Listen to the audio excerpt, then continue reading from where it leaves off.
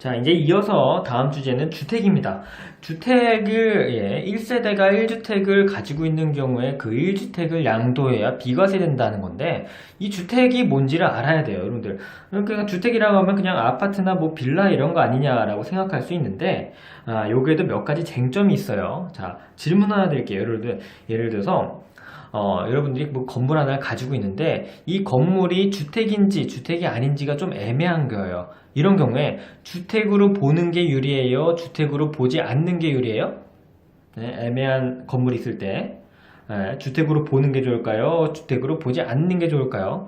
이거는 그때그때 다르겠죠. 이거는 상황에 따라 달라요. 어떤 상황이냐? 예를 들어서 내가 주택을 하나 가지고 있고 애매한 건물도 하나 있어요. 이런 경우라면 그 애매한 건물이 주택이 아니어야지 가지고 있는 1주택을 양도할 때 1세대 1주택으로서 비과세 받을 거 아니에요? 그죠? 이런 경우라면 주택으로 보지 않는 게 유리할 거고, 예를 들어서 애매한 건물 하나만 있어요. 아무것도 없고 내가 애매한 건물 하나만 가지고 있다면 그것이 주택이어야지 1세대 1주택으로 봐서 과세가 안 될 거 아니에요. 그죠? 이런 경우라면 주택으로 보는 게 더 유리하겠죠. 즉 상황에 따라서 내가 가지고 있는 건물이 주택인지 아닌지 이런 거는 유불리가 서로 달라질 수 있다는 거예요.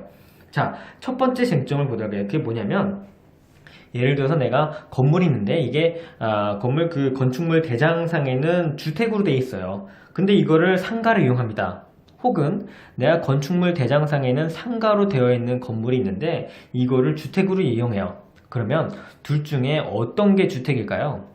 즉, 등기부나 이 건축물 대장에 적힌 건물의 용도가 중요할까요? 아니면 실제 사용하는 건물의 용도가 중요할까요? 먼저 이거를 알려면 세법에서 얘기하는 주택의 정의에 대해서 아는 게 중요해요. 세법에서는요, 주택의 정의로서 공부상의 용도의 구분 없이 사실상 주거용으로 사용하고 있는 건물을 우리는 주택으로 봐요. 사실상 주거용으로 이용한다면 그거를 실제 사용 용도가 주택으로 봐서 주택으로 본다는 거죠. 자, 근데 이럴 때는 실제 사용 용도를 어떻게 판단하는지 좀 중요하겠죠. 내가 이거 상가로 쓰는 건지 주거로 쓰는 건지 이거 구분의 기준이 있어야 될 거 아니야. 이런 것들은 사실 재밌는 좀 판례들이 많은데 그건 다음에 기회가 되면 보도록 할게요. 어쨌든 실제로 사용하는 용도에 따라서 주택인지 사실상 주거용이라면 주택, 그렇지 않다면 주택이 아닌 걸로 본다는 거를 아는 게 중요하고, 자, 다음 쟁점엔 뭐가 있냐면, 주택은 아닌데 주택으로 봐야 하는 것들이 있어요. 예를 들어서 여러분들 조합원 입주권이라는 거 들어보셨어요? 조합원 입주권. 내가 예를 들어서 주택을 가지고 있어요. 가지고 있다가 내가 가지고 있는 주택의 그 지역에 재개발이나 재건축이 시행되고 있는 거예요. 여러분, 재개발 재건축 되면 어때요? 좋죠. 여러분들 보통 이 재개발 재건축 되면 주택의 가치, 내가 나중에 받는 주택의 그 가격이 굉장히 높아지는 경우가 보통이기 때문에 이런 경우가 생겨요. 즉 내가 주택이 있다가 재개발이나 재건축 사업을 통해서 나중에 주택을 받기로 하고 내가 가지고 있는 주택을 넘겨요. 그러면은 다 부수고서 거기다 이제 새로운 아파트나 이런 걸 지을 거 아니에요? 그런 경우, 이 재개발이나 재건축 사업이 진행 중에 나는 지금 현재 주택을 가지고 있진 않지만 부동산을 취득할 권리를 받은 경우라는 거죠. 이거 우리 이제 조합원 입주권이라고 하는데, 이러한 조합원 입주권도 여러분들 이거 과세를 해야 될 거냐의 여부가 쟁점이에요. 여러분들이 생각할 때 이거 조합원 입주권 주택인가요? 아니죠. 내가 주택을 가지고 이제 이 사업을 시행하는 중에는 주택이 아니에요. 주택을 취득할 수 있는 권리를 받은 거죠. 그래서 이거 원칙은 주택이 아니거든요. 원칙적으로 세법에서는 이러한 부동산을 취득할 수 있는 권리는요, 주택과 마찬가지로 이 권리를 양도할 때 양도소득세를 과세하도록 하고 있어요. 그런데 이럴 때 억울할 수 있어요. 뭐가 억울하냐? 예를 들어서 내가 주택을 가지고 있을 때 팔면 1세대 1주택으로서 비과세 될 수 있었는데, 내가 원치도 않았게 내가 뭐 동의는 했지만 이 재개발이나 재건축 사업이 진행되는 와중이라서 주택은 아니고 취득할 수 있는 권리가 있을 거예요. 이거는 주택이 아니기 때문에 이거를 양도하잖아요. 그러면 1세대 1주택이 아니라서 과세가 된다는 거예요. 그래서 이런 경우는 굉장히 억울할 수 있잖아요. 그래서 세법에서는요, 1주택을 가지고 있는 것과 같이 비과세 혜택을 주고자 이러한 그 조합원 입주권에 대해서는 다른 주택이나 입주권이 없을 때 양도하는 시점에 1세대 1주택으로 봐서 과세를 하고 있지 않아요. 즉 비과세 한다는 거죠. 그래서 이런 조합원 입주권도 1세대 1주택으로서 비과세가 된다는 건데, 이럴 때 또 문제가 생겨요. 이게 여러분들 그 조합원 입주권 말고 분양권이나 아파트 당첨권 이런 것들이 있어요. 조합원 입주권이 아니고 분양권이나 아파트, 이게 뭐가 다르냐면요, 분양권이나 아파트 당첨권들은요, 이 권리들을 갖게 된 원인이, 예를 들어서 다른 사람이 가지고 있던 조합원 입주권을 사거나, 아니면 내가 청약통장을 통해서 어디 이렇게 청약을 해서 당첨이 돼서 아파트를 당첨받을 권리가 생겼다는 거죠. 즉, 분양권이나 아파트 당첨권은요, 내가 원래 주택을 가지고 있다가 사업이 들어간 게 아니고 원래 주택이 없다가 그냥 그러한 권리를 취득한 거예요.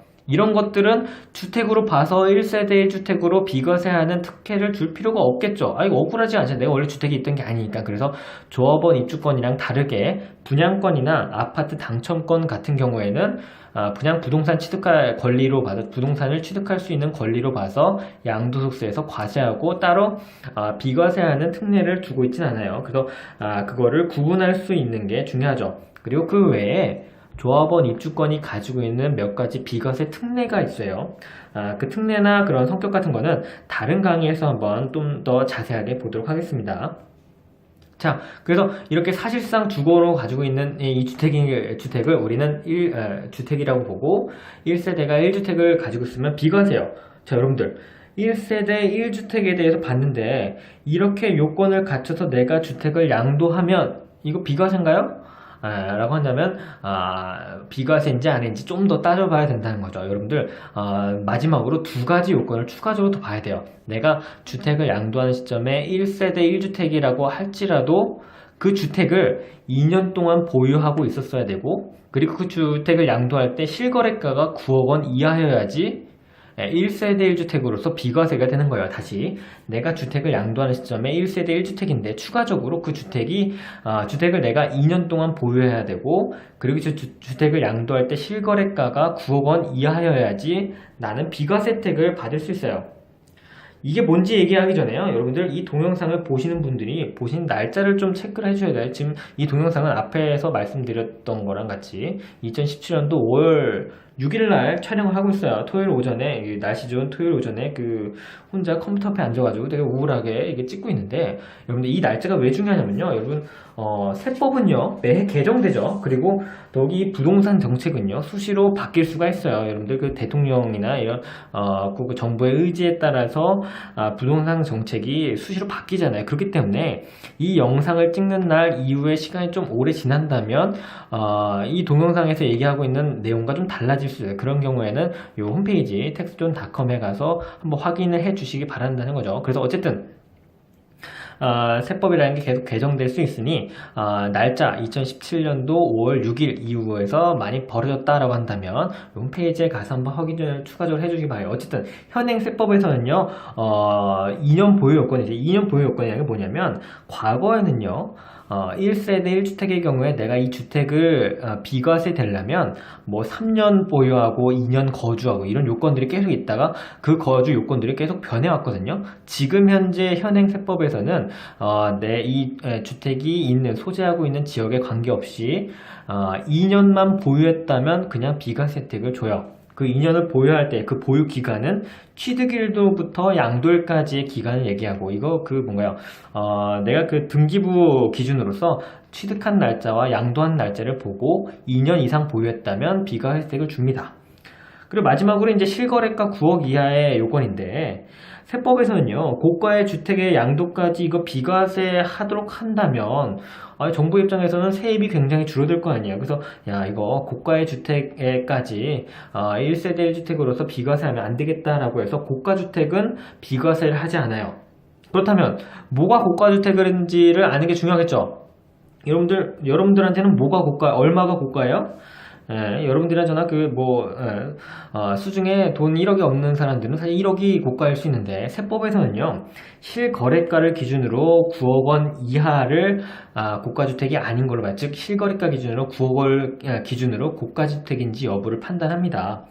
그래서 만약에 내가 주택을 양도하는데 10억에 팔았다라고 한다면 9억 원 이상이 되니까 원칙적으로 과세가 돼요. 그렇다면 10억을 예를 들어서 주택 가격이 10억이라면 9억을 초과했으니 전액 다 과세가 될까요? 라면 그건 아니고, 양도소득을 먼저 계산을 한 다음에 이 중에 양도 가액 비율, 이 가액 비율 10억 원에서 9억을 초과하는 비율에 따라서 그 비율에 해당하는 것만 과세를 하는 거예요. 그래서 자세한 계산 방법은 이 홈페이지나 아니면 이어지는 다른 강의에서 한번 참조를 하시기 바랍니다.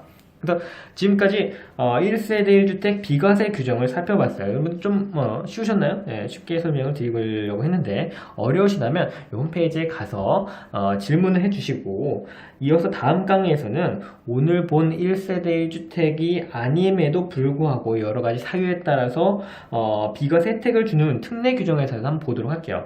예를 들어서 이런 거예요. 여러분 보통 지금 사는 집이 있고 1주택이에요. 그런 경우에 이사를 간다라고 한다면 보통은 이 집을 팔기 전에 새로운 주택을 취득하고 그 다음에 이사를 가잖아요. 그러면은 이 주택을 새로운 주택을 취득했다면 그 주택을 취득한 시점에는 나는 일시적이지만 2주택이 돼요. 그럼 나는 기존에 갖고 있던 주택을 팔면 과세가 된다. 이거 좀 굉장히 좀 불합리할 수 있잖아요. 이런 것들. 세법에서는 이런 일시적인 2주택에 대해서는 과세 안 하거든요. 이런 것에 특례를 한번 이어서 보도록 할게요. 자, 지금까지 1세대 1주택에 대해서 공부를 해보았습니다. 여러분 경청해 주셔서 감사합니다.